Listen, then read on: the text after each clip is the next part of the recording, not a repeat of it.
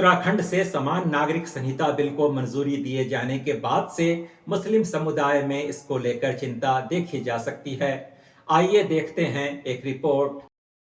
मुस्लिम समुदाय का कहना है कि यूसीसी उनकी धार्मिक पहचान और सांस्कृतिक रीति रिवाजों के लिए खतरा है।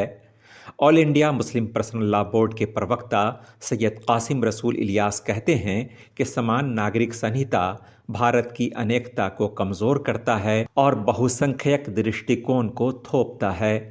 कासिम रसूल इलियास ने बताया कि जब कानून में एक वैकल्पिक यूसीसी की शिक मौजूद है जो पति पत्नी को धार्मिक कानून को छोड़कर धर्मनिरपेक्ष कानून के तहत शादी करने की अनुमति देता है तो फिर नए कानून की क्या ज़रूरत है। जमीयत उलमाए हिंद के प्रमुख मौलाना अरशद मदनी यूसीसी का विरोध करते हुए कहते हैं कि बिल भेदभावपूर्ण है। उनका कहना है कि जब अनुसूचित जनजातियों को छूट दी गई है तो साफ है कि सिर्फ मुसलमानों को निशाना बनाया जा रहा है।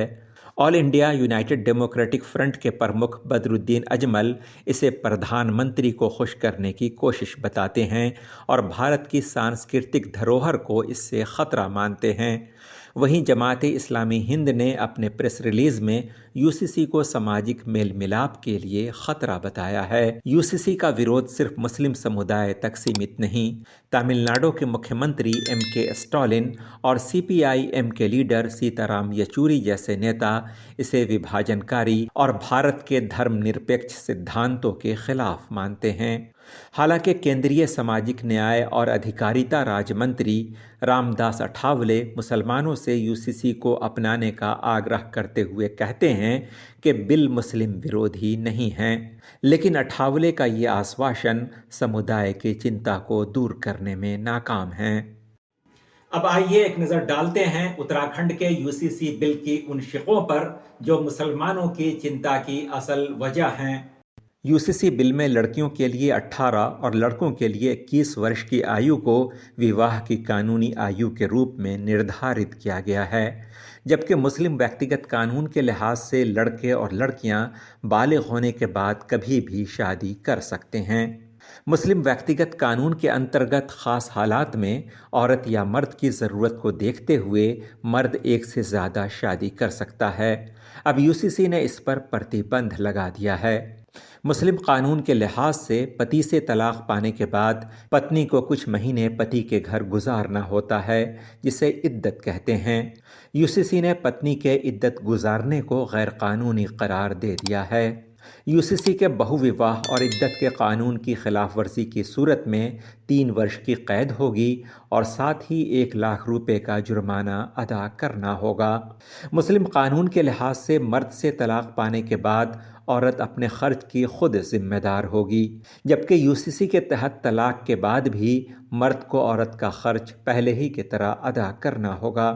यूसीसी ने उत्तराधिकारी और विरासत के नियमों में भी परिवर्तन किया है। मुस्लिम कानून के तहत कोई व्यक्ति अपनी संपत्ति का 1/3 हिस्सा अपनी पसंद के किसी व्यक्ति को वसीयत के माध्यम से दे सकता है।